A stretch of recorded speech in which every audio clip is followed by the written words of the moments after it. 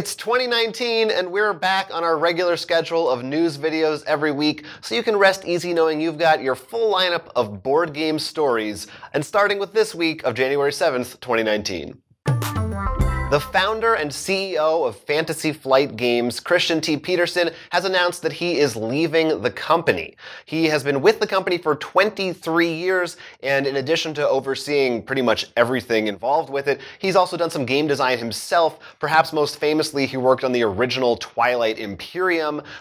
Beyond that, he did some of the early Game of Thrones games, and in recent years, even Star Wars Armada is a game that he had a credit on. So he has been heavily involved with the design and the direction of Fantasy Flight since its inception, of course, because he is the founder of it.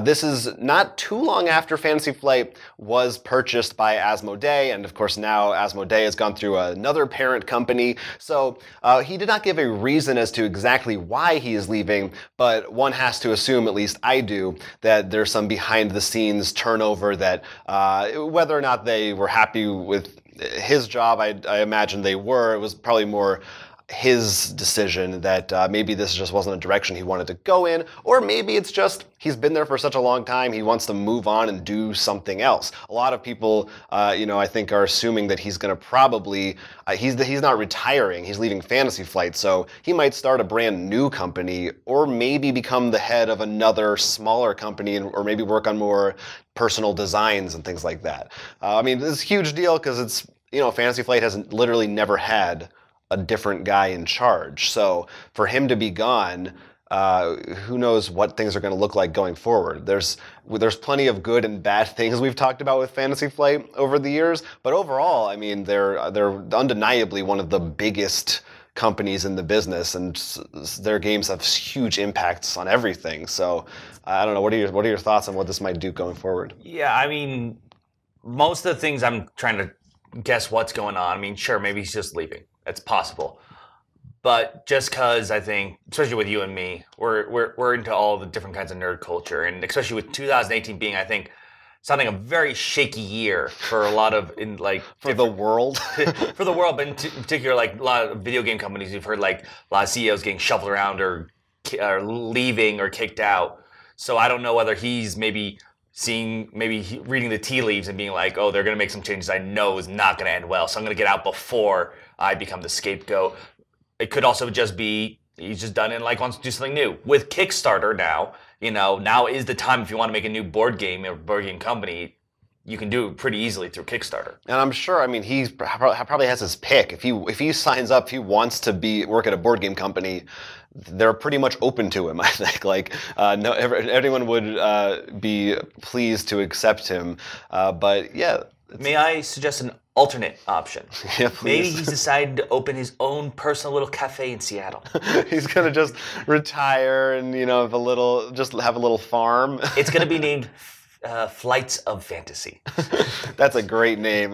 They have not announced who is going to be replacing him as of yet, so who knows? And I don't know if we're going to see changes for better or worse, because I have, although I certainly wouldn't put this blame at his feet, at least not all of it, but I have heard plenty of horror stories in the games industry at large, from Fantasy Flight in particular, about working conditions just not being great over there. So hopefully, whatever happens going forward, it doesn't get worse, and maybe this is a chance for them to reevaluate things like that. That's me being optimistic. As stated in our earlier story, Kickstarter has been a major boon for board games. Whether you're new to the scene or you're an existing company, either way, you're likely to make a lot of dough. And it turns out for the year 2018, the largest Kickstarter is going to go to a board game. Tainted Grail, The Fall of Babylon, turned out to make $6.25 million. That's a lot. If you don't know, this was actually one of our Kickstarter Pickstars a little while back. It's sort of this big storybook, also a lot of miniatures. And what I didn't know, I don't recall if we talked about, but there's also a digital game they're planning to release. According to the Kickstarter, it's planned to release around August 2019, which would be probably around Gen Con time. This is, once again, a huge deal. I believe their next closest one, they said, from the company was around $4 million for Nemesis. I have bagged that as well, so we'll get to try that out. You, though, did have their other game, This War of Mine. Right. And I think we were both pretty happy with that. Both big fans of that. They also did Lords of Hellas, which was another one I was really interested in. They make games that I really want to play, but they're also really big and expensive. Yeah. so it's hard. But I mean, congrats to them, and also it's impressive that it's this. Not only was it a board game, it wasn't a licensed game or anything. I mean, it's based on like King Arthur myths and legends. Right, but no, it's not like obvious like if you put Batman on it, or even. Like, the other big board game Kickstarter, obviously, that comes to mind is Exploding Kittens. Right. Which has the Oatmeal artist, attached to it. Right. So, as far as nothing like, I would guess mainstream might be attached. Right, yeah, definitely. And I guess part of that is Except for maybe that new movie coming out. The King Arthur movie? Yeah. But, I mean, part of that is just it's pricey for those, like, maybe they need fewer people. But still, $6 million.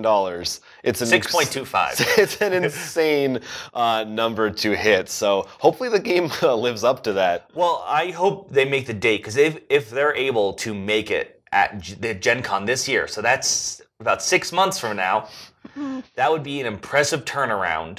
And if the game holds up with a digital version too, that's going to be like really big. I would not be surprised if that makes it to Gen Con. That's going to be one of the games you're going to have to run and grab. Z-Man is bringing back an old classic with Stone Age 10th Anniversary Edition. This is a repackaging of the original Stone Age game with a fancy box and some fancy new pieces, as well as some additional expansions included that center around the season of winter. So there's a whole new winter board, you can build igloos now, and you're going to have to keep yourself warm by insulating your buildings. There's a couple other goodies in there that you can add in if you'd like, such as wild animals that you're going to have to fend off as a group to keep out of your tribe's space. So Stone Age, if you don't know, I think is one of the, it's not the first worker placement game, but certainly one of the big ones that kicked that craze off. And it is 10 years old. It came out in 2008, actually. So maybe they missed it by like a year, but probably depends on what region you're in when it came out. But so the Stone Age 10th Anniversary, it should be cool. It seems like, I feel like one of the things we're seeing a lot of is these big special edition games that are coming out, and it's cool that games have been going on for long enough now that some of these early ones you can do a 10th anniversary edition. Couriers has a giant thing this year. Mage Knight just got a big super edition. We were talking about how it's the 10th anniversary of Sorrow as well. Didn't Pandemic get one last? Yeah, they had a special one. A couple years back, there was the Ticket to Ride as well. So, it's cool. They can go ahead and throw these things out there. And it's always fun when you get... how do you like those little mini expansions when they throw those in there and you can like choose to put them in? I mean, there's pros and cons. Yeah. The pros are you're buying that, it's really cool because you're getting some new stuff. The cons are if they're only available in that, it's like, well, if I already have the base game, yeah, it'd be nice if they... I mean, because I haven't played the original Stone Age or own it, I can't really say how much of whether it seems worth it or not. I think it's overall like up the challenge level. It's the kind of thing, if you've played it a bunch, you might be interested in it. Well, if you are interested in the Stone Age 10th Anniversary, it's up for pre-order right now on Z-Man's website for about $80. And sadly, we have to start off this year with a goodbye. Darwin Bromley, the co-founder of Mayfair Games, passed away this January 1st. He co-founded it with his brother, and Mayfair Games is often credited for bringing a lot of those Euro games over to America, starting that huge craze and making YouTube channels like us possible.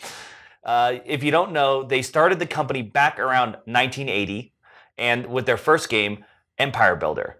Later on, they would bring over licenses of a lot of the games popular in Germany, which would include Settlers of Catan, which is probably the board game of board games to sort of rival the Monopoly Hasbro gaming genre.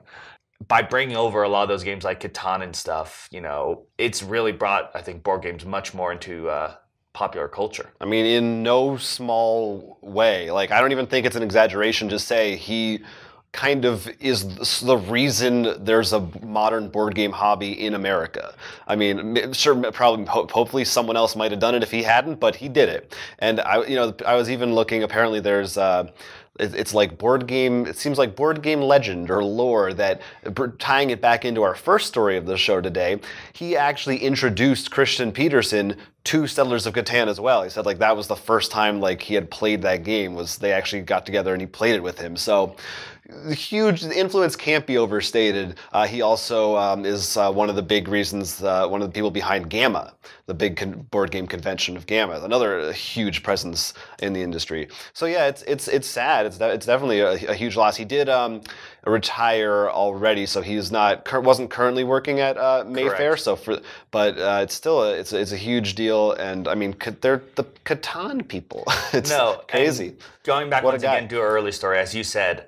While it's cool that we're old enough that we're seeing the anniversary 10-year editions of games, we're going to start seeing these old legends. Like, I mean, as you said, he helped bring over the games, while Richard Garfield helped with Magic the Gathering card games, and of course then D&D as well. Like, we're seeing all these people slowly disappear, and I hope they're remembered, because I think unlike movies, when the director's name is really big there, sometimes these names might not be as well seen in the forefront. Yeah. Do you know something about Richard Garfield that I don't? He's okay, right? No, he's fine. But I mean, like, I was just thinking, like, people who, like... I just want to make sure. Yes, no, I apologize. It's more of, I was thinking of, like... people who like started really help push forward and bring so much into the our gaming tabletop world. I feel you. So Darwin Bromley. Please be fine. Yeah, Darwin Bromley. A roll for crit. Tip of the hat to you. You'll be missed. And we'll leave you now with some brand new game releases that came out over the last couple of weeks. First, there's Fury of Dracula 4th edition from WizKids, the latest entry in the Fury of Dracula line that is not too different from the other ones. There's Arboretum Deluxe edition from Renegade Games, a fancier schmancier version of that fun Happy Little Tree card game. And there's Mage Knight Ultimate Edition, a giant box that includes the original Mage Knight and all of its current expansions. We've also got the Game of Thrones board game Mother of Dragons expansion, as well as Concept Kids Animals, and Terminator Genesis Rise of the Resistance. We should mention that Wingspan is now available for pre-order, as well as in our earlier story, the Stone Age Anniversary Edition. Mm-hmm. We feel like it's a big deal to mention because it's Stonemaier Games. I mean, I feel like everyone's always excited when they've got something. Yeah, actually, if you order it by January 8th, you actually are going to get it a little bit earlier than the retail release. So tomorrow. If you're watching this now, hopefully you get on that if you're interested. But yeah, some really cool ones this week. Concept Kids, if you have kids that want to play a fun picture game, that's a neat thing. And you've enjoyed the regular Concept, so. That, of course.